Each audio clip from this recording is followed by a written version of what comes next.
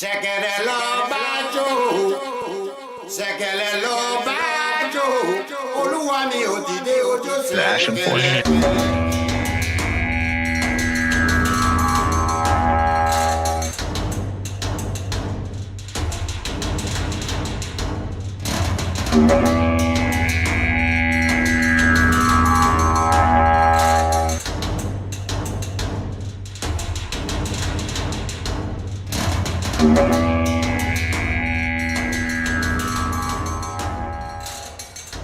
Ashen's the Ashen Forge. Hello and welcome to the Ashen Forge. I am Phantom X, joined as always by Diggs and the legendary Neurotoxin. How is your Sunday evening going? I was going to say night, but it's not night there yet. So. In Y, and also happy birthday to the Dope Crew. Oh yeah. Yeah. What birthday? A happy one today. For Umbwa. That's a good answer. A happy one. Well, Well, all right.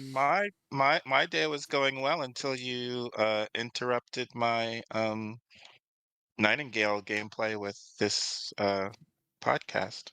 Oh, it's fine. It'll be waiting for you. That game's more like an offline game with servers for some reason than it is like an MMO where it's like, oh my god, I logged It's out not in the middle supposed of... to be an MMO. It's a co-op game. Yeah, I know. I mean, you'll again once you get to the watch. For those of you who haven't played Nightingale, I've enjoyed it. We have been several of us at least in Discord have been chatting about it, playing it. I think I'm like 70 hours in or something. But you'll find later that once you get to the watch, it makes more sense as to why it's an online presence. So yeah, no, I'm not doubting that there is an intention for there to be an online presence. It just kind of feels from everything up from launching the game to getting my first set of gear and a house built and recruiting my first NPC buddy that it's like, wait a minute. I know this, maybe had MMO roots at some point, but like It didn't. It's a co-op game. it's a co-op, it's an online co-op game. It feels up to this point very much like that. I'm playing a multiplayer game with myself, sort of thing, which isn't really very different than actually playing it normal MMO for me. Like a RuneScape or a WoW or an EQ or Vanguard or something like that. Where it's like, yeah, there's so much for me to do. Why even engage with other players? Hey, I've had a ton of fun playing with Phantom, so we just need to do it more often. Yeah. If he would slow down and speed through the game and like just play forever without me. But no, I slow think it's down. fun playing. Yeah. I'm at a point of there's not much more to do necessarily, except for Hence my point. it's more starting to try to min-max stuff than anything. Figure out how systems work. It's actually for those who like crafting, which this is probably part of why it pulls me in so much. It actually has a pretty good start. It's early access, so it's not technically released yet, but it has a pretty good start on your crafting, where sub items, components actually matter in what you use, the stats they bring to your final product. So It's one of the problems with a lot of crafting systems and a lot of games where instead of having all these diverse creatures and their materials that you can use in all sorts of different ways, in meaningful ways, that instead they all kind of boil and feed down into, well, you've killed rabbits, wolves, lions, rhinos, elephants, and all of it's only going to get you leather, generic leather, with no attributes or features or benefits other than what tier of leather you can produce and maybe how much per piece of hide. That all goes away when you have a system that actually has some attributes relative to the creatures that you're killing and where you're finding them and the quality and all that sort of stuff, to the point where, yeah, like there is some amount of selectivity to it. I had 3 pieces of leather that I picked up from some treasure chest somewhere that had good weather resistance to them. And I was making a new set of gear, and I saw that 3 of the items only take 1 piece of leather. So I put the 3 pieces of weather resistant leather on each of those items. So that way, not my entire set of stuff that I'm wearing, but 3/5 of it are going to have a bonus to mitigating the effects of rain. So that way, if I don't have my umbrella up, I'm not immediately soaked in like the lightest storm. Ain't gonna do anything for hail. Hail hurts, which is a good thing. That's as a friend of mine said decades ago. Dude, the rain is kicking my ass right now, and like I like that. That's actually a component. And I haven't even gotten to. I would imagine on higher tier stuff, it's more like those basketball size hails that come down in Texas, but um, right now, even just the little pebble-sized ones, if you don't put that umbrella up, you're going to start getting whooped on. And actually, that kind of curtails very well into one of the things we saw in the commission system, with the weather changing as you progress far enough that you summon the storm caller, who I gotta say, they might be able to call the storm, but apparently they couldn't withstand it, because it sounds like a lightning bolt finished off the baddie they were going for before they even got to him. So whatever, that's Yeah, emergent Steven. gameplay right there. If you can summon a storm, but you can't weather the storm, the storm's gonna kill you. Yeah, Steven commented on that in Discord. They accidentally forgot to give it protection against its own Mhm. stuff. So Well, Mhm. I like that Mhm. though. I like that there's a chance that something is able to manifest a force that it can't actually even control and withstand. I think of like fire, for example. It's easy for someone in real life to light a fire that they can't put out. They can't deal with, and then suddenly there's fire everywhere, and it's a big problem. Used less destructive ways to do gender reveals and stuff, like whatever caused the fire, clearly you weren't ready to control it. So I actually liked that they died, that they manifested this storm, that's their power. That's what made them chief of this little offshoot of the nomadic tribe of Minotaurs. The was it the Ashen Flame tribe?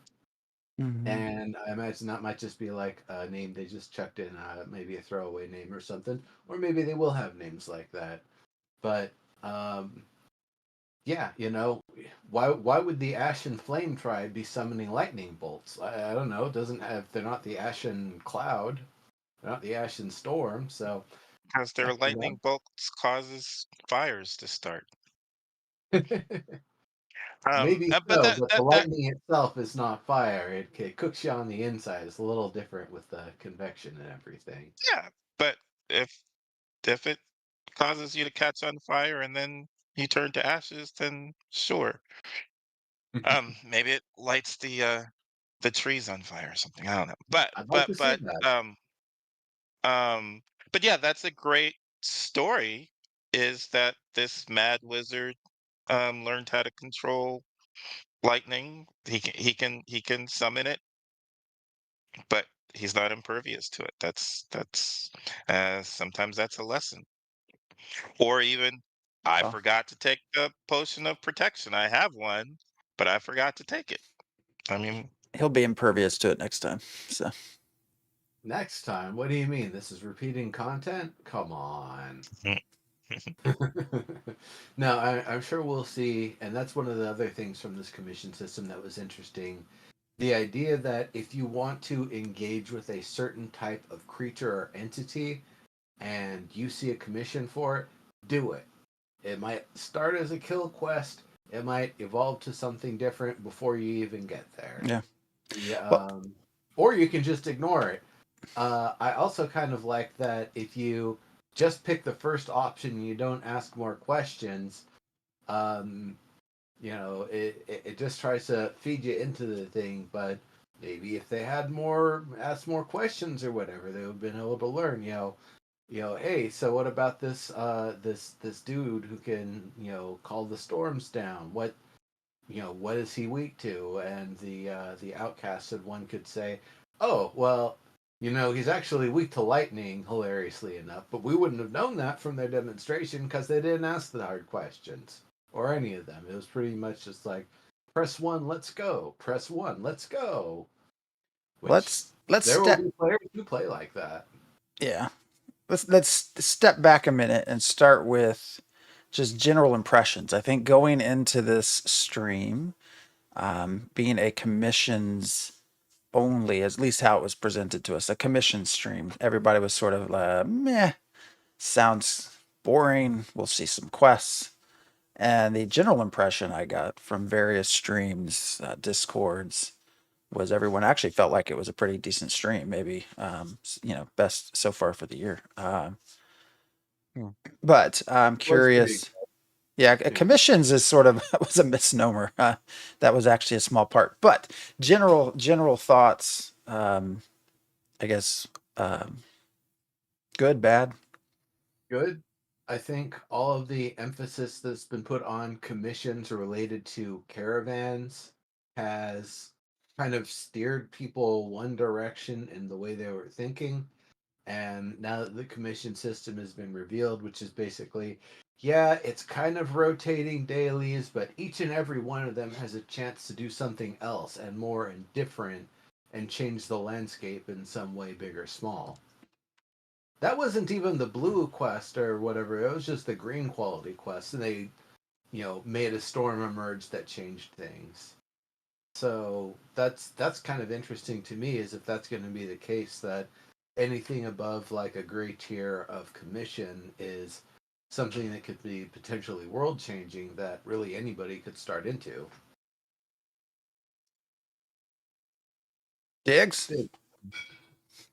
I mean, I'm focused on Nightingale. I expect that to be the game I will be playing. It has pretty much everything that I want, so it was okay, but I have not gone in to take a second look to see what the details were. One of the things that I realized just playing Nightingale, playing it with Phantom as well, uh, because I'm very, very, very, very, very, very, very focused on the story.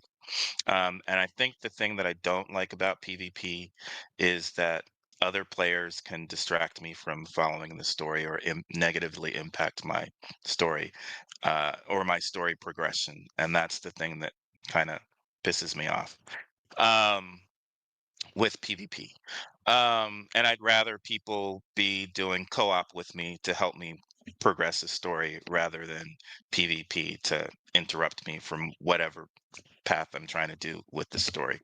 And with RP, kind of trying to create my own story within the narrative that's being told. Um, so I've been obsessively playing Nightingale and not paying very much attention to Ashes of Creation. But with regard to the stream, what I liked, there are a few things that I liked about the stream, and it gave more information than I was expecting. Um, I liked because I was thinking commissions was just something that the mayor would kind of be doing. And like one thing that I liked is how immersive it is. It's kind of similar to New World, where you're going to the bulletin board and you see the uh, pamphlets letting you know what's available and you choose from that. It reminds me a lot of New World, but I like that uh, display or portrayal of how you're going to get your quests instead of it always coming from a person. Um, but I like that it's going to be kind of default companion to your questing from quest givers, NPCs. Um, but I like how it also ties into other event systems and probably the what did we use the monster coin systems, if that's still there. It ties into a lot of other systems. There can be side quests that pop up and things like that. So um yeah, I wasn't sure what commissions meant, because commissions to me sounded like it was going to be stuff coming from the mayors, and I was curious to see how restrictive that was going to be, but it seems not to be restrictive at all. Like, it seems like it's going to offer lots of opportunities, so that you always have, one thing that bugs me about Endgame is you get to max level and then you run out of quests. The only thing left to do is repeat dungeons and repeat raids over and over and over again. And I actually don't mind repeating some quest task stuff, like, killing mobs and blah blah blah blah blah. It makes it seem like there's always some threat to somebody. um, I think in real life we might frequently have, I mean, if we hadn't killed all the wolves, um, we, would still be back in this time killing wolves or whatever animals are coming to attack us on a fairly regular basis. So, um, I think it's more than I was expecting. And the stream as a whole, I like the talk about the weather system. That's going to be pretty cool, I think. I will say there is one thing that happened in the quests we saw that was an issue that also came up in Alpha 1. It's a sort of narrative hand waving sort of thing that I have problems with in every game ever where this comes up. I think Final Fantasy VI was the most acute case of it with General Leo. If anybody is catching where I'm going with this, you can't just heal the NPC, that dude that's full of spider poison whose legs are jelly in the bottom of the mushroom cave. You can't just heal him. You gotta have someone, come in and drag him out or something. You can't just cast heal and get him going. The mission from the outcast was to get his wounded brother a minotaur poultice, and you get it to him and he says, I didn't trust you, I still don't trust you, but thanks. Here's what you got to do if you want to help my brother get back in the tribe. I don't know why I have a southern accent like that for Yeah. minotaurs, but they're bull people, so I figure they'll just talk like this. Why not? Um, Instead of just giving him the poultice and going off, can't I be like, bro, I got some healing spells, I got some potions. Let's get you in good shape so that way we can join the fray together and you can, reclaim your honor, alongside us. No, no, can't heal the NPC. You give him the poultice and then he sends you to the next step on your own. Can't I heal him, kind of can't like help that. him. I think there are people who would say, because there are some religions where some people are allowed to heal and other people are not allowed to heal. And I'm talking blessings and all this stuff. Um, uh, so I think that's possible, that you could run into people who are like, no, you have to use this. You cannot use this. Your primary archetype healing is no good for us. It has to be this specific type of healing, or it's obviously no good. I think you will have people like that. Why not? I That's great mean, for RT. it's I see where you're going with that. If there is a narrative component that says the magic for the returning Varens and the Tolnar is selective, and that maybe let's take it a step further. You can only actually ever heal anybody who's got the blessing of the Phoenix, or maybe NPCs during a event or something on limited terms. But that it gets kind of odd. Like, what's the difference between me channeling essence to mend their flesh versus me channeling essence to mend their flesh? It's mostly the My same. my point is whether or not they care, because it might be the same, but it might piss them off. So, and you still fail the quest because I specifically told you to do it this way. It's like, I'm hungry. I want you to feed me this. I don't want you to feed me that. It's all this. They're both fruit. Yeah, but that's not the fruit I asked for. Uh, Um, Yeah, I mean, hey, you're giving me um cooked cow. I'm not eating cooked cow. yeah, I can only You're have beaver offering and me cooked pork. capybara. I've given Yeah, up I'm walking meats, only swimming yeah. meats. Um, I asked for food and you're giving me meat? No, I only eat plants. I mean, you know, that kind of stuff can come up. So Oh, wouldn't I that think be funny if Pyre can't eat meat? They can only eat fresh fruit. That well, that I would mean, make it's them like not be played unless there's some they huge benefit to they eating well fruit. well, but it should be that they can, but it there's a consequence for it, right? There's a reputation consequence for that.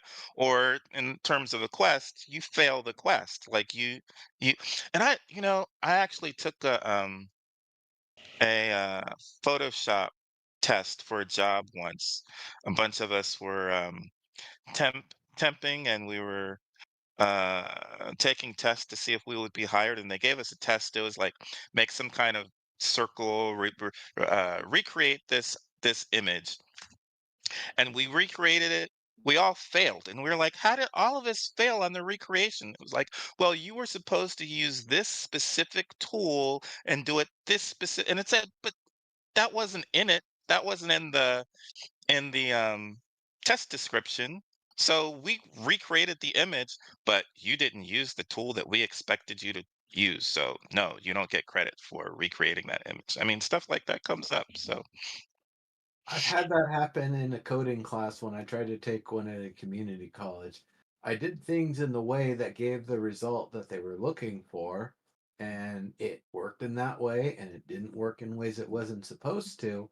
But when he peeked at the code and said, "Hey, wait a minute, you're supposed to have done it this way," it's like, well, put it in the lesson plan, put it in the description for the assignment.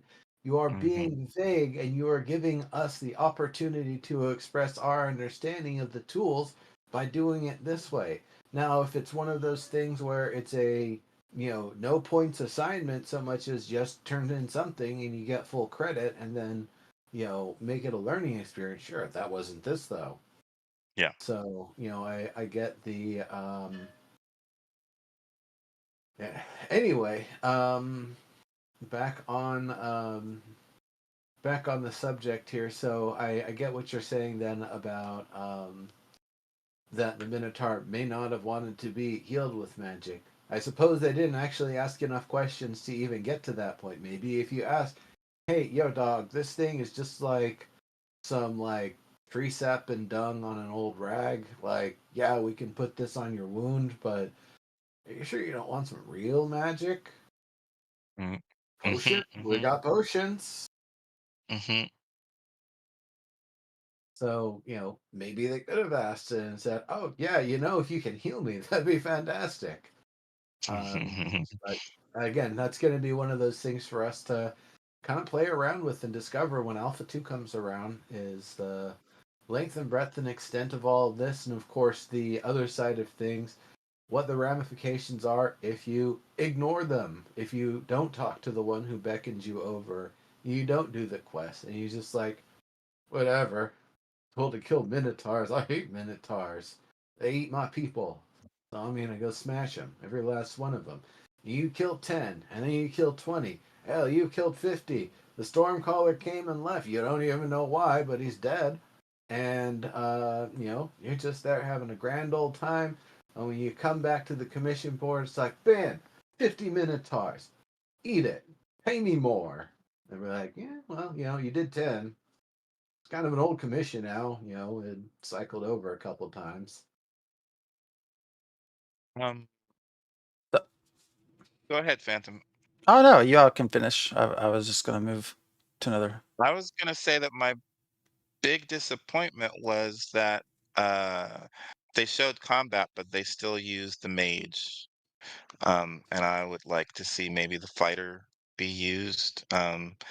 Now,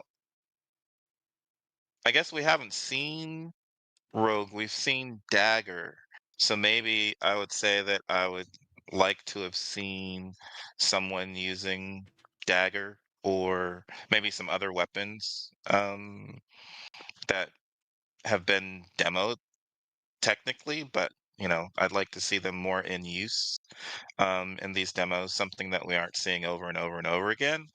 Um, and yeah, so that was one disappointment was no. Oh, and augments. I would love to see augments before demoed, before we get to Alpha 2. And it seems like what we only have 3 more dev live streams before we get to Alpha 2, supposedly. Well, Sorry. let's see when Alpha 2 is gonna be. You know, sounds like the character creator and some testing is gonna be coming up soon. Well, yeah. I mean, they said back in November, get ready for your emails. It's December, we're going to have some testing. PI started in what, January, end of January? Um, and as far as we know, it was just for that one video. Because they actually even commented, and I think it was Envious. I think you're in the chat, but I'm not sure if you'll talk. That there were some people 1v1 in the video, caravan video. So my guess is they were testing out what they could while they could.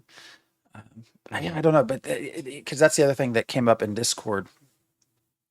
Stephen mentioning that they will have the character creator to PI in the next month or two. With PI being such a small group of people, I don't know. 2 months puts us into what, April? Yeah. So, I don't know. We'll still go for Q3. Well, yeah, it was an interesting answer to a question about character creator in the Q&A. I think what was asked was, are they still going to release the character creator before Alpha 2? And I think the answer was they'll release it to Alpha 2 players before. Yeah, it will not go to everyone until later. Yeah, yeah. Eventually. So that's an interesting answer there. Mhm.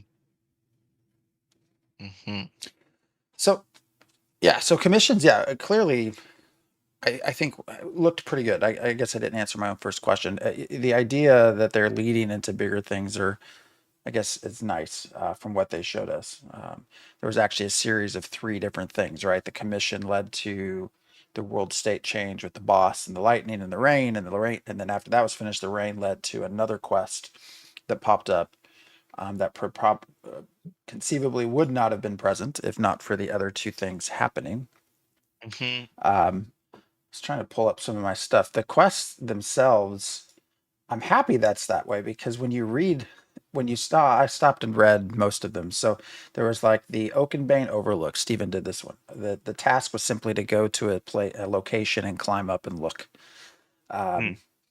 Rest well, furry friend. Kill wolves or bears. So that's just your standard kill quest, much like the Minotaur one that Stephen did.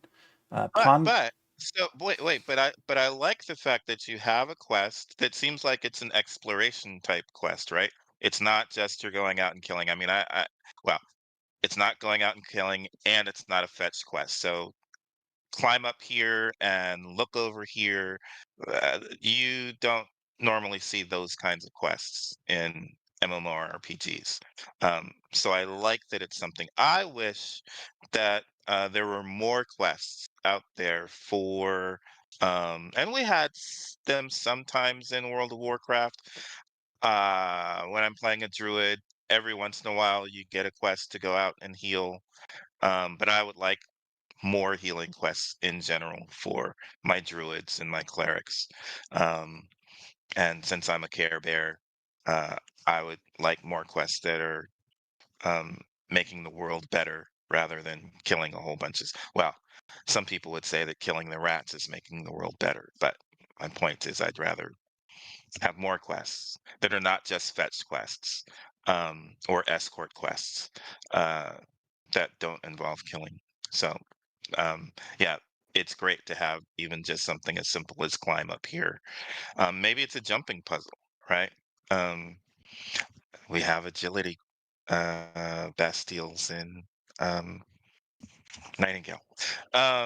So yeah, I I that was a didn't good one. really get the feeling from it that it was actually completely demonstrated Mm, that it really seemed more like they only did the first part of it, that was get to the mm, thing, and that there's actually a, it says you'll find a curious rock formation in the um where was that, in the pond north and east of the agricultural supply. So you go to that point, and then all they did was get there and move on. For all we know, mhm. once they got there, there was something for them to investigate at that rock pile. And from there, that potentially leads on to other things. Or they investigate the rock pile and, um, maybe there's just a little, 5 quarts treasure or something in there. And it's like, all right, well, I got a few, supplies. They're not the ones I use, but it fits in a bag somewhere and it's got some market value, so great. Well, like Phantom said, there's side quests. So, um, you know, the first one could be something simple, and then there could be kill quests along the way as Yeah, side quests. I mean, I have to question this though, because they made it seem as though you go to this spot and all of a sudden, as long as enough things happen, somebody shows up and there's these different side quests that can happen, and but you're purposely sending a bunch of people to a specific overlook just to go look. Clearly, there's going to be a side quest that pops up. Like that's just going to happen. Otherwise, at like the what? very least, Otherwise, that's like the easiest quest, and like just to walk there and you get and you don't even have to come back. You just get your stuff. Like you just wander node to node. there's not enough risk, is what you're saying. There has to be I'm some just kind of saying risk. it's like this is one quest continuation. Like it was presented as Right, though right. commissions were separate from side quests, but it actually looks as though, because it was specifically, well, commissions. If enough people did the commission, it would spawn a side quest. If enough did the side quest, it would spawn this boss or Yeah, whatever. yeah, Um, Yeah, I yeah, mean, but these are actually tied together. These look like they're yeah. clearly. Exactly. It's not They are. so. Yes. they made And it really clear where it though. sorry really where it changes is that 30-minute refresh of the commission board is where you're going to get the actual change in the world, not necessarily because the it looks like it's just one quest chain. So They made it clear that commissions and side quests are not major story arc related. They don't tie in with them. They don't interface with them. They might change the conditions by which you try to approach main storyline quests, but story arc sort of stuff. But the side quests sound like they are their own adventures in and of themselves. That while they might advance the state of the world in some ways, they're not going to be the same as like those 20-part quests where you go all back and forth across multiple zones, like we saw as like the hmm main one in Alpha 1, which is more along the lines of the story arc sort of quests that they intend for, more of like the big story narrative side of things. Yeah, but it doesn't have to be a huge story arc. I think what Phantom was saying is it still seems like it's the starter of a multi-part quest, not just a standalone quest. Um, and then the side quests are actually kind of tied in some ways. At least the primary commission is, it can lead to events, which can then the events can lead to story arcs. So they are connected in some ways. And then the side quests, yeah, they might not be. I think the side quests are connected more to the commissions than they are to the events or the Yeah. story arc. But there's some, but they were related in some way, which is kind of what I liked, is that it's not just um a completely random side quest that's not in any way related to what the original commission was. So I think they're doing a good job, on the right track with the design. Yeah, and even if it isn't explicit that commissions are working towards one of the greater systems, some of the examples that we get are, what we saw there with the Minotaurs, that they gave the suggestion you can increase your reputation with Minotaur tribes by engaging in activities like this instead of just going killing 10 Minotaurs and then Minotaurs just see you as a threat. That you've done something, and while you've killed some of them, you've done something much greater and broader to ingratiate yourselves with the NPCs you interfaced with, and that their word and their reputation is what's bringing you up in the notice among the Minotaurs, that you've helped return somebody from being outcast and oust their crappy new chief. So, that's got its own weight to it. Maybe the next time you see the Ashen Flame tribe, they don't appear as immediately hostile, and you can actually talk to them or something. Or maybe they just won't aggro on you unless you start beef with them, pun intended. That's going to be interesting to see. One of the other ones, the Rest Well Furry Friends Kill Wolves or Bears in the Riverlands, very much ties into conservation systems. They didn't pick wolves and bears out of a hat. It's that these are ones that are starting to become more prevalent in the area, and the act of cutting them down and curtailing them, you could just go out and kill bears and wolves and it may affect the system either way, but the fact that you're doing it as part of the commission means that there's potentially other hooks and ties and features to it, where maybe there's bear traps if you engage in the commission versus there's no bear traps if you didn't. And if the wildlife reservation system says we need 25 wolves or bears dead in like the next little bit, then it doesn't matter who does it or how. But instead, if the commission system's like, all right, well, if you've got one that's trapped in a bear trap, looks nice and healthy, try to just conk it out and then bring it back, because one of the ranchers here is trying to start a bear farm and we need a couple good bears or wolves or whatever for that. So that that could be another part that it hooks in, even as a quote low tier, just a gray quality or white quality commission. It still has a lot of opportunity to tie in with bigger things and bigger points of interest and intrigue. And then that's another thing. Is it maybe it ascends from just being kill wolves or bears to you talk about some ranger along the way saying, hey, here's some poison darts, if you can knock some out and bring them back, we'll count them as kills, but then it'll feed into the local animal husbandry system. So that's the sort of things that I'm happy to feed the team ideas on this sort of stuff. I'm sure they'll be able to come up with plenty of good things on their own, but stuff where even the smallest of commissions can seem a lot more meaningful and have a lot more outcomes. Yeah, and it's bear. Yeah, that quest is, yeah, as you pointed out, bear or wolf, not and. So you do have to pick. So yeah, like you point out, the depending on who picks more wolves than picks bears, you're going to have an imbalance of some sort, which then leads to that. I will say it's interesting, they did not mention, or obviously didn't show or even mention mayoral caravans, which are a big part of this. Not caravans, mayoral Mayor. commissions.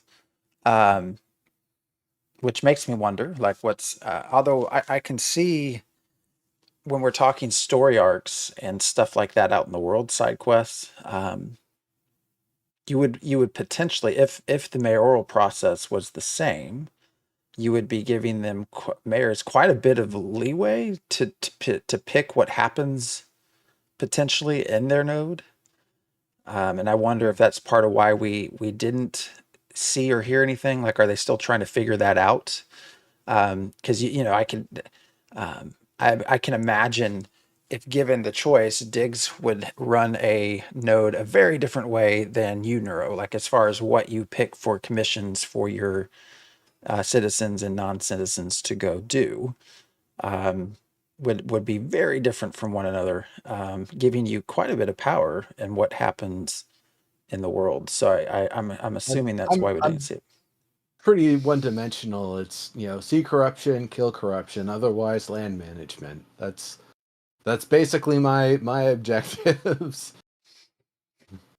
So I don't know. Mayoral stuff looked. I was hoping we would hear more about it, but that's fine if we didn't. Yeah, I think they wanted to focus more on the question of like, oh my god, are commissions just dailies again? And some people might say, like, yeah, but like kinda a little different or something. And other people might be able to say, well, I understand how, because you get it from a board that has a timer and things refresh and turn over and stuff, that maybe you would think it's that's the case, but instead that they actually have such a big impact on what's going on, and that it could very well be another part of like the information systems they're using to determine what nodes are high effort and high activity, what's low effort and low activity, and use that to push and pull things around in the world. If there's a node that's just been straight up ignored for the better part of a month, nobody's got no business there's better routes around it all times of the year, you know maybe it's just on one server, maybe it's across all the servers. That's great. That means they can do more with the commission system, not only to drive traffic to it, but once you're there, even if it's at a lower tier sort of like a town, or even a crossroads. I don't know where the commission board comes in, what level, but it sounds like it should be at the first tier. That it'll start trying to drive traffic to places that aren't getting as much traffic and making it meaningful, to the point where this place that had been ignored is suddenly the focal point and hotspot for all the big guilds because something's going on, or they can see the makings of something that's going to go on when people get there. I am something that I was thinking about as Phantom mentioned how Neuro and I might um, do commissions differently if we were mayors. Um, I would imagine I have a focus on religion, so I would like to. Um, I probably won't be doing this now that we have the open seas, but prior to the open seas, I would have been pursuing religions and trying to promote one. If I were a mayor, I would have been trying to um, have a religion be the patron of the node. Also has me thinking about how we might do commissions differently in different node types. And that reminds me that we haven't covered all of the node types, right? And that should probably happen also before Alpha 2. It would be nice to have a dev live stream that gives us information, know your nodes for all four node types, I think. I wonder how much has changed since we saw the first three. That would they even do just one for the other, or would they do one big stream to cover what all of them are now? I think I think we only have time for one big stream because if we do one each, that's going to push us past the alpha date They can just punt it. with nothing else. They don't have to do it. They can just punt on it, and we learn about it through gameplay. But I'm saying I think we should have at least some info on all four nodes Oh, I before Alpha agree. 2. That would be Um, nice. mhm. Do we even know um, that all four node Not types are gonna going to be happen. fully activated No, they and won't. functional by Alpha They will 2? not. No, They seem pretty confident in that. they've already commented that they're going to certain parts of the world first. So It's Oh, not it's not. parts It's of the not world. about That's that. not It's biomes. Yeah, yeah, but well, I mean, you're not going to have every single biome in one little part of the world. Is my that's not point. biome. Node type. Node yeah, type. we're talking about Oh, the religious, sorry. military, trade, and science. That it could very well be that two of them are more Yeah, developed than the other two, and as the alpha goes on, they're like, all right, we're gonna try some things with the military nodes to see how the mayorship system's gonna work. We got a few systems we're gonna try for a couple of months, see how they do, and based on the feedback and engagement and stuff, we'll narrow in on which one we're going to actually go with and stick with that for a longer period. And if it turns out that everyone comes after is like, hell no, this sucks, then other changes can be made. Uh, Military in particular is the one that I think is the most. Well, actually, I take that back. Military seems ambiguous, but then how do you build influence with your deity and your religion is still so wide open and nebulous and unknown to us that that's another one. If I had to pick two that aren't going to be ready, it's those two.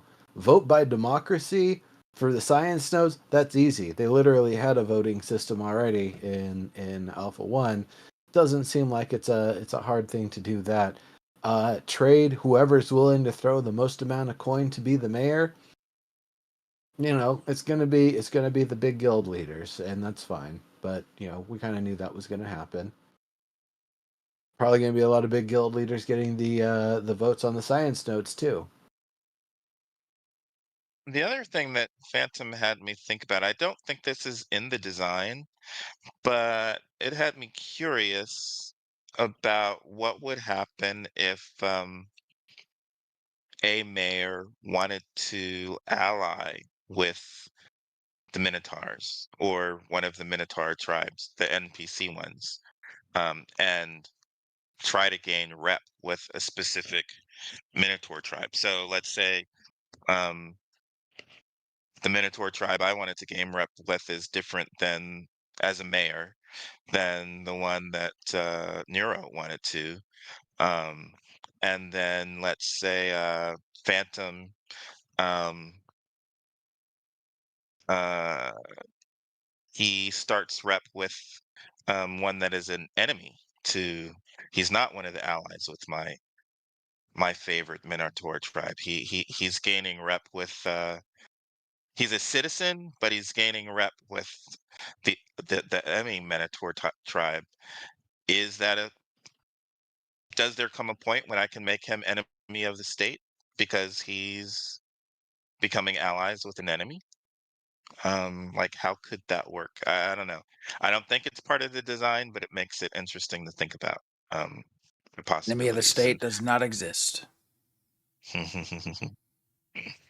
Only when you're at war with another place that you can be like, nope, that person's kill on sight. They have designated that they are a combatant. They have signed their paper on a little list there, signed their name on a That's little what I'm paper saying, list. though. If you're allying Hmm. with an enemy,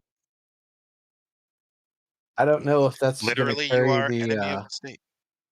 I don't know if that's going to carry the same sort of thing. Especially for like my character's sort of RP philosophy is that anything that can be done to wrest power from the ancients and their dominion over Vera, the better. So if you can make friends and convert entire tribes of minotaurs to want to legitimize and participate in civilized society in some way, or to at least be on board with like, hey, yo, corruption's bad for everyone. We'll fight it. You'll fight it. It'll be great.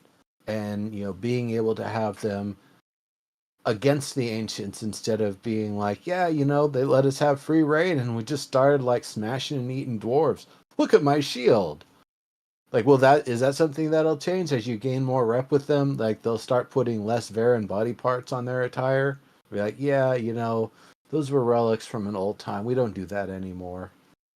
Like, what sort of changes we potentially able to see to the state of these entities in the world as we engage with them.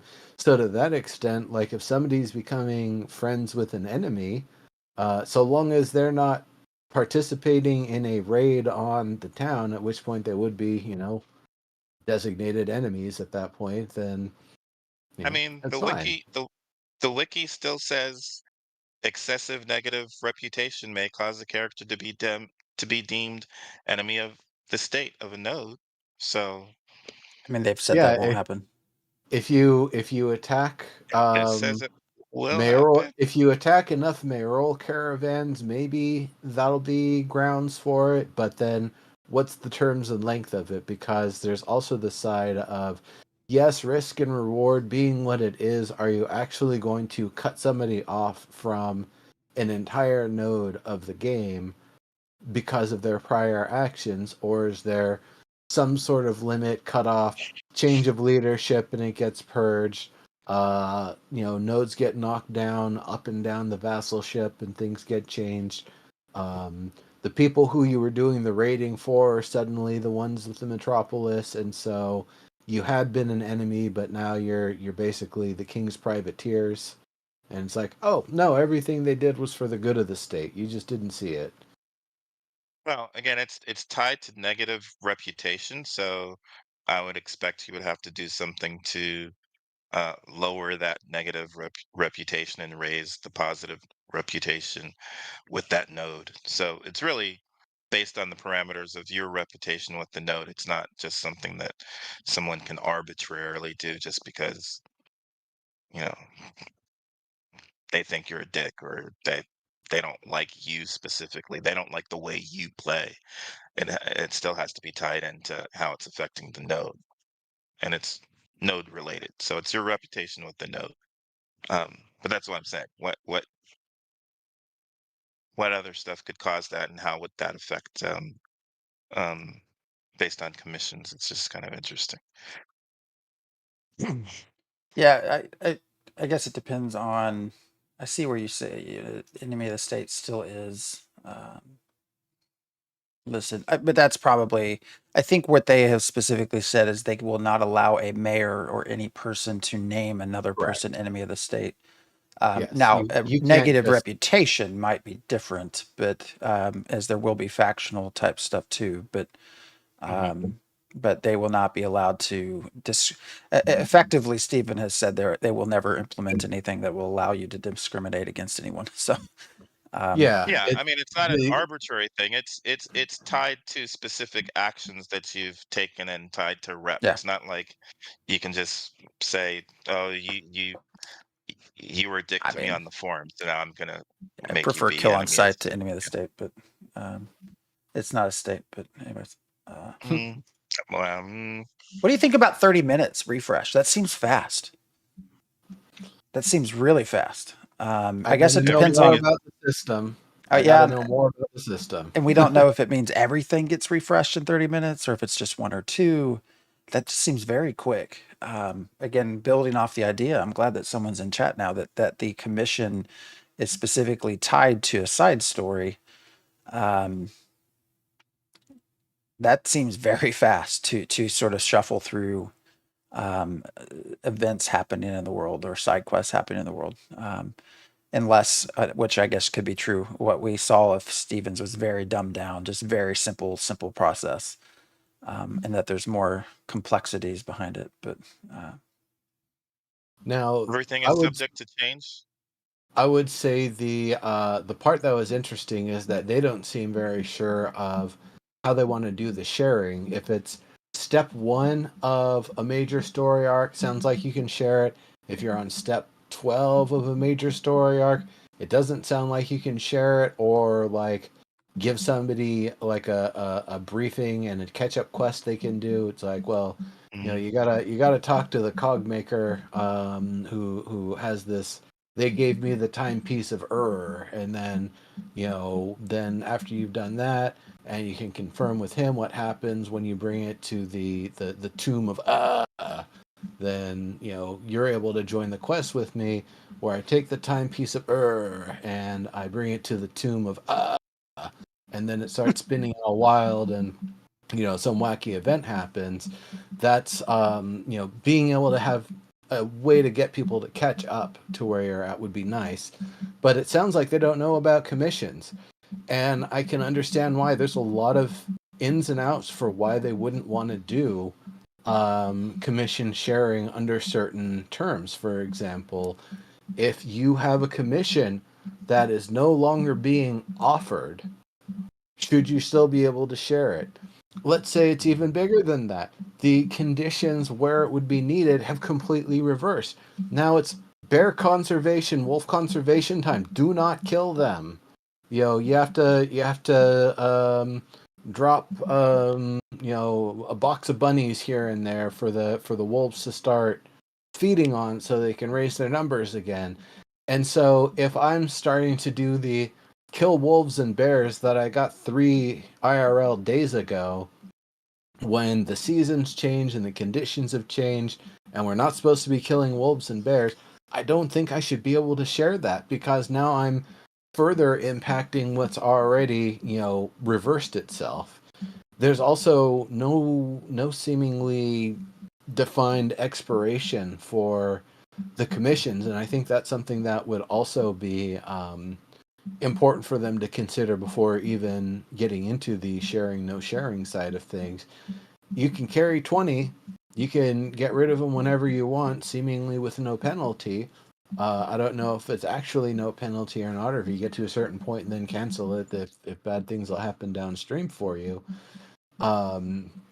But the idea that you can share something that's completely out of season, that's been completed and resolved because, what they call him, Slippy Mudfoot, Fippy Darkpaw, has already been killed, and Didn't even make that different connection. there's a different Fippy Darkpaw that you have to kill now. That's exact. As soon as I saw it, See and Slay Slippy Mudfoot, it has breached the gates of many Riverland settlements, including Lionhold. The reasons for his actions are unknown, but he surely tests defenses for a greater assault. That's not what Fippy is doing at all. He's just trying to stand up against the system, and he spawns and he lives for a few glorious moments before a player kills him or the guards kill him. And so this is a different version. Maybe he doesn't just go and smash something until the guards kill it. Maybe he actually plants a bomb and runs away. And it's a sneakier version of Fippy. And so there is actually a discovery and hunt. But once they're dead, how many more Fippies are there going to be? Is it going to be the same NPC? He's got the power of the Phoenix. He's going to come back and do the same thing under the same name? Or is a new commission going to emerge? Fippy's dead. Can you share that commission? Does the commission even work anymore, or does that one just blank out because, hey, it's been completed? You just got some alert. Well, it's been completed. Thank you for taking the commission, and while you weren't close enough to have participated in it, well, we're at least going to let you know what has happened. That's going to be some of the things I think they need to discover and think about internally. But what do you guys think about commissions and sharing? Are there limits that you think should be imposed on it? Should there be like a pyramid scheme factor where you're going to get a part of the person's rewards that you shared it to? So if they can, they'd rather get it off the board. If they get it from you, you're going to get some of their, some portion of their reward or the experience for it or something. What are the sort of conditions and limitations where you wouldn't want to have, or you would want to have, sharing of commissions? Yeah, well, I mean, my preference is for Fippy to stay dead instead of being around for 25 years in the same spot doing the exact same thing. I mean, even if Fippy does die and respawn, I hope he's doing something else other than waiting in the exact same location for the next person to come along to do exactly the same thing. Um, so yeah, I'm not exactly sure how those sharings are going to work. And that's something that we'll have to take a look at. I mean, it obviously depends on the type of commission it is as well. I mean, if it's a specific mob, then that's an issue. If it's a generic mob, then it doesn't matter. If it's a specific mob that hasn't been killed yet, it seems like you should still be able to share it, though, right?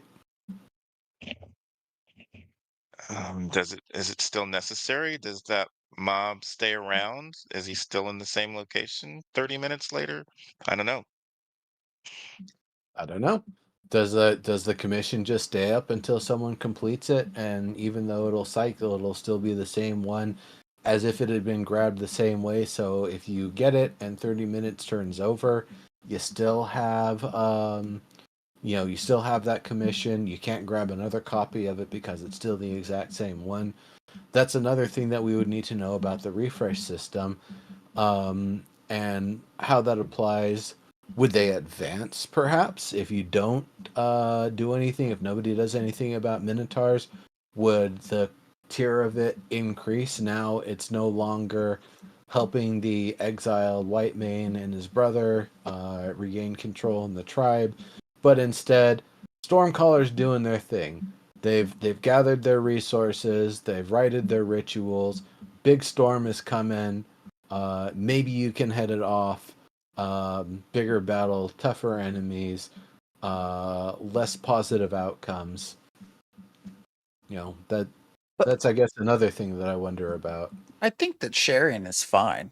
I actually don't see a problem with that. Making someone spend 10 minutes running to the quest giver and wasting 10 minutes of my time. Um, I really don't. I don't see a problem with that. I don't even think it needs to be pyramid schemed or any of it. I mean, that's just a lot. That's just a quality of life thing.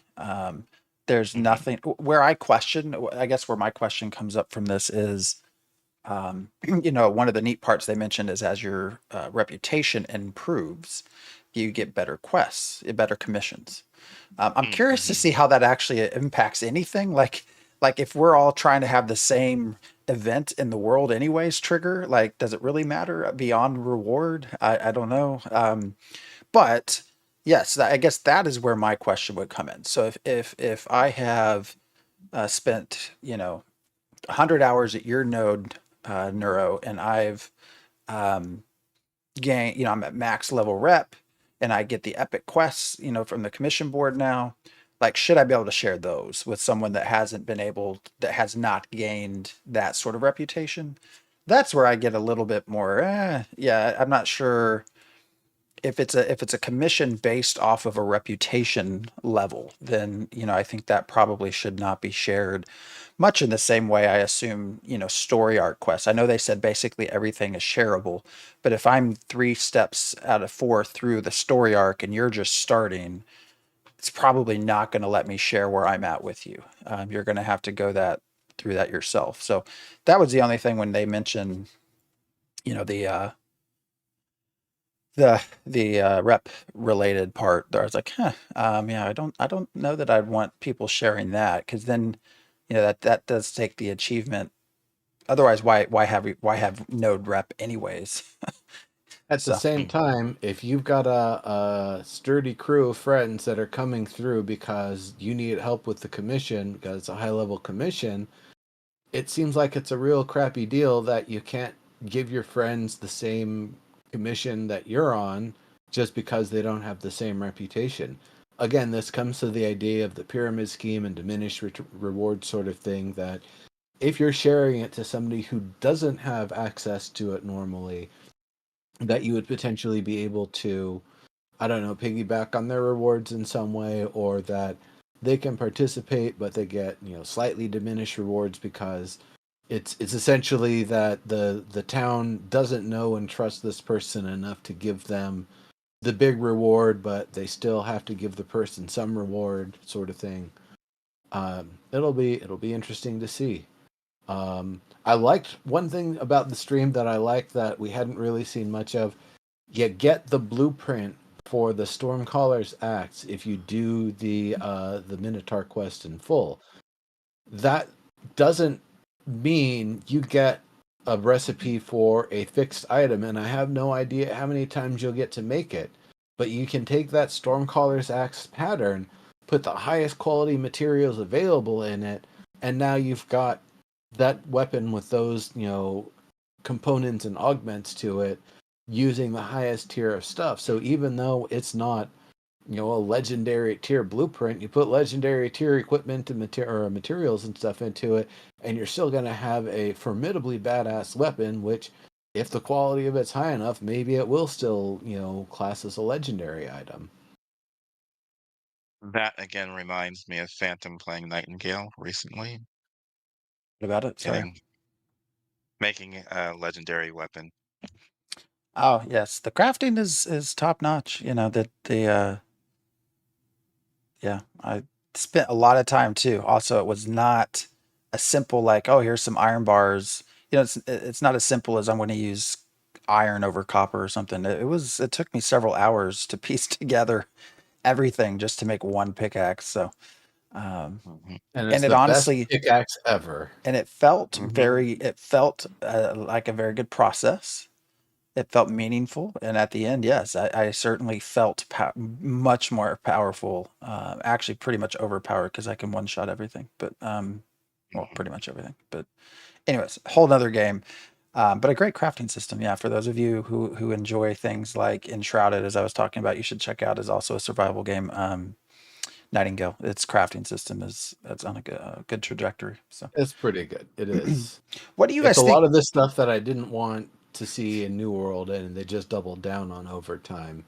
That that instead of being able to have more specificity in what you're building in New World, the more you level up, it basically means the gear score floor is going to just be higher, but you're going to still be making the same sort of stuff with similar sort of materials, especially whatever the foundational material is. You can put the best leather and the best fabric into that thing, but if it's a iron plate, whatever, you're going to put iron in it, and you can't use a better metal for it. So it's still going to be limited in that way. Also, the thing that killed me, especially even this was even before launch, was the problem that I couldn't have somebody as a high level crafter make me a weapon I can use as a low level character because that gear score floor is so high. I can't even access that gear score of equipment, even though he tried to make it as very best as possible for a lowbie using the crappiest gutter materials he had. It's still a more powerful sword. That that's one of those things I really like about Nightingale, is that there isn't an arbitrary level system as a gate. Your gear score is what you got. What you put into your equipment is what you've got, and that's what it is. If you use the crappiest and dumbest stuff that you could, yeah, you're gonna have the default version. Essentially, you're gonna have something with lower Mhm. quality attributes, not really very focused. You'll maybe have just a hodgepodge salad of whatever. You're not really going to have something that defines your role and build and that sort of stuff. So that's one of the things that I am looking forward to with Ashes, is the idea that there will be this specificity, this experimentation, that you get one recipe, you keep on working and managing and adjusting it in different ways, and suddenly you've got something that's dynamically different through all of your experimentation. So even though it's a steel longsword that, everybody can make a steel longsword, this is your steel longsword, damn it. You can make it in this way, and other people have to really spend some time to try to get it like that. Is the steel longsword going to be the focus for everyone? Maybe not. But let's say you only play in like tier 4 max areas for most of your gameplay, just because, either your level limit, or that's just where your friends are at, and so you like being able to gear up your friends. So you, by the end of it, yeah, once you're ready to start getting some better gear on your buddies, you'll have made some of the most amazing steel longswords that the game has ever seen. And that's fantastic that just one recipe will have that level of variation. I would like to see the atomization sort of stuff like we're seeing in Nightingale, where wolf leather or bear leather, or even specifically this type of wolf leather versus that type of wolf leather, that they'll have different attributes and specificities to them as well. I don't know if they're going to go that in depth with it. I'd love it if they do. We'll see. Um, Before we start to run out of time, because we are after none, um, What did you all think that so the resurrection animation looked amazing. I don't know if you noticed that when Steven died and came back to life. Looks very cool. It's probably the coolest resurrection animation I've ever seen. Um I'd what have to ab- go back and look at it again. yeah, no, Hmm. it's Tree of Life, ashes. Mm. It's pretty damn cool. So, if anyone happens to know other people that work on that game, tell the animators who made that. That is probably the most badass looking resurrection I've ever seen in any game. So keep it, please. Um, It's too flashy. no, no, it was perfect. It was perfect. Um, All the Let you know animations in Ashen somebody's returned to good the too. battlefield. It's for visual fidelity. If you're mhm, fighting and fighting and fighting, then you see this column of light and this resurrection going on. It's like, okay, there's a healer back there, and they're reducing the supply line of getting people back on the battlefield. We ought to do something about it. It's better if they've got to run back from the spawn point. If they're just getting picked right back up in front of us, we're not going to be able to gain yeah, any ground. So it gives a bit of a visual cue that, hey, you got a combat reviver back there. They're reviving people. You really better do something about it. yeah, it's pretty Mm. badass. The Mhm. summoner. So that's something we've not seen anything about as for a player character, but we saw one in the form of a monster. So there Right. Lots was of birds. well, and Cool. yeah. Well, there's And the a wolf or question is, something? yeah, wolves. The question is how much of this is representative of work they're already doing for us, Hmm. which was I would interesting. hope summoners is summoners, and we're going to be seeing something similar. Yes. So nothing surprising came out of it. Yeah, they sent some birds and a wolf at you, but we saw really nothing else. But hopefully, getting to You see seem to that. freak out way more over the birds than the wolf. Well, yeah. I mean, how many birds were there? Three or four, right? So, 5, I think. yeah. I mean, it's a big old flock. Um, Steven playing his own game is at times hilarious and at times painful to watch. So, um, anyways, the last thing I want to mention before we kind of run out of time is the end part about um, the node leveling was just like I wish they would have left that out. Mm. We for anyone that hasn't watched us for very long, I know I've always talked about nodes. Node is the entire reason why I got into Kickstarter. I always throw this out there. Kickstarter backer number 3. Wish I knew who the first 2 were. Um, that is what sold me was nodes and literally probably someone pushing a button to start a countdown that then spews out some black fog. It's like, oh, the node leveled up. The quest givers are too far away. You can't see them right now because we're not in the right spot. Mm. It was like, wow, that still makes me highly question where nodes are in this whole process. Because everything we've seen has felt very much like a curated demo. Oh, we saw a building getting built. We didn't see multiple buildings getting built. We saw one that they Mhm. went the whole way. Um, and this was, I almost wish they would have just left it out because it felt like made me feel much not very good about the nodes at this point. Mhm. So, Week 1 of Alpha 2, my guess for what's going to happen is that when a node pops, everyone in town is going to get moved out of town while it magically transforms, and then we can access it again. I don't know if we'll actually get to see it happen around us. And then going forward from there, the question will be, will we actually be allowed to stay in town, in freeholds, etc., while the node is upgrading, or are we always going to be away and removed from that process because it might pop down buildings right where you're standing, and there's going to be a problem with that. Is it going to be that a bunch of cones and yellow tape come up and, do not cross this line, and you just, poofed out of that sort of space? I would definitely see a game by that Snowstorm company doing something like that, and even doing it in kind of a tongue-in-cheek manner. But this ain't that. That doesn't seem like the focus here. So I'll be interested to see what it actually looks like to be there in person, watching the little buildings get built up in front of you, getting kicked out of the lot you were standing in because you didn't know it was now, a lot for a building that's going up. Mhm. So I don't know. Just felt very programmed and not at all Oh real. yeah, no, that So, that that was definitely we're doing this quest to get to this outlook. Well, by George, this event just happened that we node leveled, and now this shadowy thing just emerged. Golly, I guess we should investigate that at some point. yeah. So I hope they get it down. But yeah, that's just my. Other than that, everything felt okay. So there was a good comment about it being a 6. Where was that? I think it was in YouTube about being a 6 out of 10 because of it Mm, feeling so curated, which I think is mm. probably yeah. It's They're the all curated. Mhm.